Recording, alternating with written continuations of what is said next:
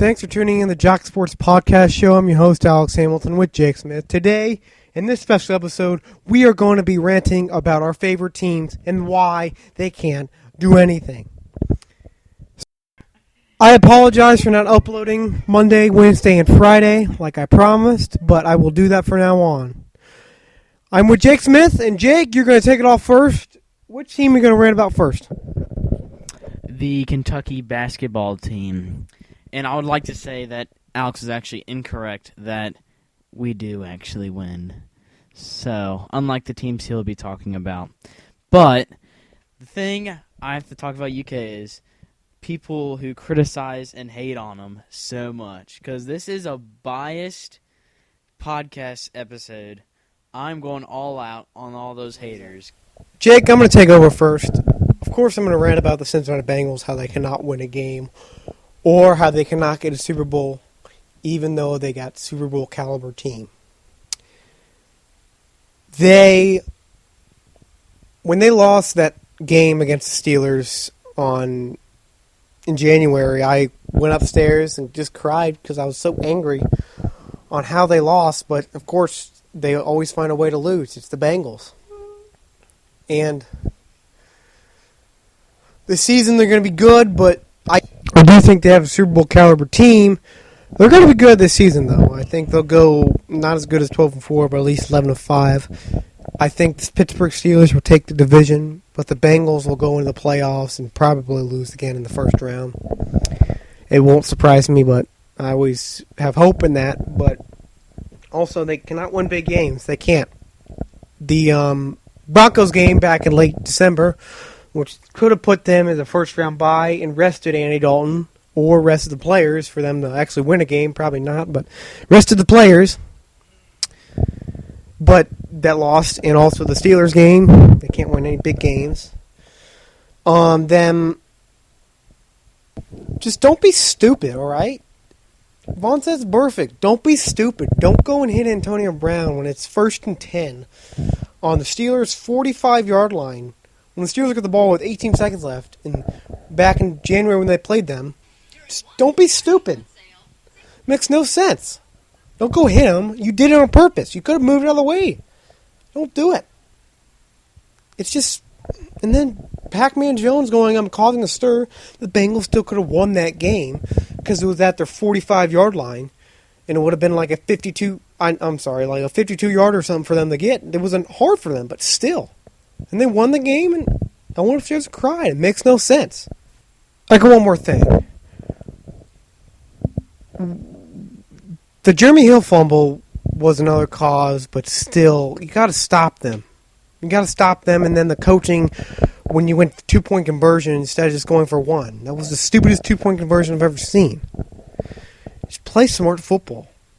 Don't play Pop Warner football and just go, okay, I'm just going to do that. We still got the lead, but don't play Pop Warner football. Play NFL football. You got hired and made $1 million a year. Do what you're supposed to do and play smart. All right, Jake. You're going to take over, and who do you think? Oh, I'm sorry. Who you going to rant on? I'm going to start with the Reds because they are obviously rebuilding right now, and they have to go on complete rebuild. And I propose that they trade everybody. And I'm not including all the young players. I'm including the Brandon Phillips, the Jay Bruce, the Zach Kozart, maybe even Joey Votto. I mean, I love all these players, and they've been here all their careers while I was watching them, and I adore them. But what's more exciting now is seeing young players come up like Jose Peraza, potentially Jesse Winker. I'm just dropping a few names like that. Cody Reed. And they excite me. And if they trade someone like Joey Votto, I think they will completely start a rebuild that will eventually, like the Houston Astros, who have success right now with their young talent, will lead them to a potential championship in the next 2 or 3 years. More like 3 years, because with the talent they already have in their farm system right now, and if they trade Jay Bruce, they trade Zach Cozart, they won't get anything for Brandon Phillips, but if they trade Joey Votto, I mean, players like that will get you value, and I'm completely open with them trading all those type of people on their team. Jake, I agree on you on that.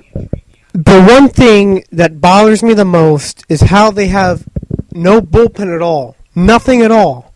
They can't, even they have a big lead, their bullpen always finds a way to screw it up, and they can never win games. I think they could have at least 8 or 9 more wins than they have right now if their bullpen would actually close games and not look like what I do when I pitch. You understand me? I forgot to add one more thing about the Bengals, too, when I went ran on.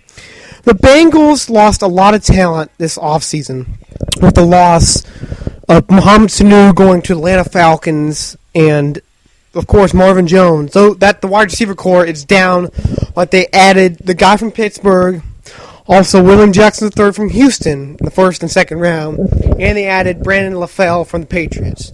Those two will make a good dynamic core with LaFell being the second wide receiver and the guy from Pittsburgh being the slot receiver. It will make a better one. With Andy Dalton healthy, they'll be the same team, but not as good as the wide receiver core, but still dynamic. If Tyler Eifert can stay healthy all season, he will be good or just under good or even better than Gronkowski. I really think he could be better than Gronkowski. He's got the skills. He's got everything. Also, the Bengals' offensive line, they got to step it up. In big games, they always find a way to get the quarterback sacked. They never protect the quarterback. Last year during the Broncos, they did fabulous first half. Second half, down the toilet. They got to find a way to protect the quarterback at all times. Either they do it fabulous or they get 4 or 5 sacks in a game. They let the other team get 4 or 5 sacks a game. Also, the defense. The Bengals lost a couple key players. They lost Reggie Nelson, they lost Walt Skillsbury, and they released Leon Hall. They also cut A.J. Hawk about a month ago or so. They lost key priorities on offense. But one thing that pissed me off is that they don't go all in when it comes to free agency. They don't. They just sit back and relax with wide receivers. They lost 2 good wide receivers to teams that paid more. But they don't go in urgency. They just go, we'll just find a cheap one. They got to go with urgency. They got to go, let's do it. Let's get in. They got to go with urgency, if you know what I mean, like I said earlier.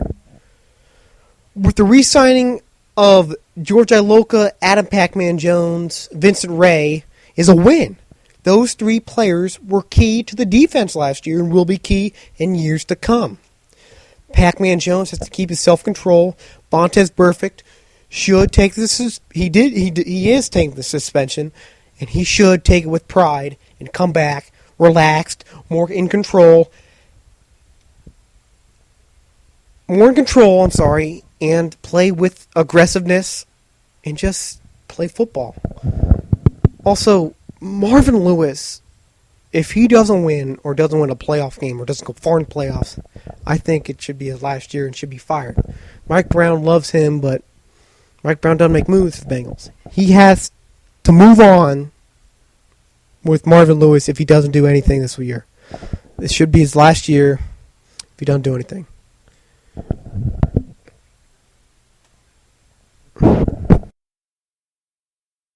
The Bengals and Marvin Lewis needs to keep his team and everyone in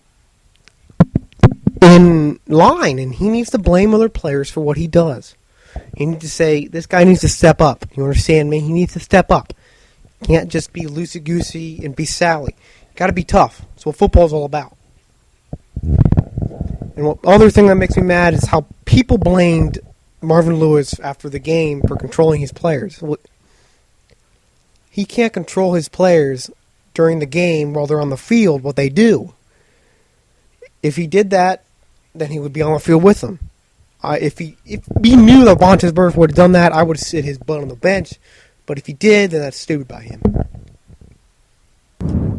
Alright, I'm going to rant about one more thing. Jake's done. I'm going to rant about one more team, or two actually. They're both basketball, but I'm going to be done after this. The Cincinnati Bearcats cannot win big games, or they are the unluckiest team ever. They can't win big games. They can't do anything. I think Cincinnati's cursed with sports. They can't do anything. Reds suck. Bengals can't win big games. Bearcats get unlucky. It's just Cincinnati sports are cursed. People might think I'm crazy, but I'm not. I'm telling the truth, and I'm right. Also, Indiana Pacers are like Bengals and Bearcats. They cannot win big games. They had a series lead against the I think it was 2-1. No, 3-2. 3-2 against the Toronto Raptors, and they lost, but they were up by 13 or 14 to go to the other round, but they didn't. They lost, and it just made me mad because I don't get why people do that. All right, this is it for this podcast show. Make sure you go on jocksports.weebly.com to find more episodes if you missed them or not. Make sure you check out Jock Sports Podcast Show on Twitter at JockSports44. And if you have any questions, just email me at hamiltona62@gmail.com. Remember, have a nice day and listen to Jock Sports more.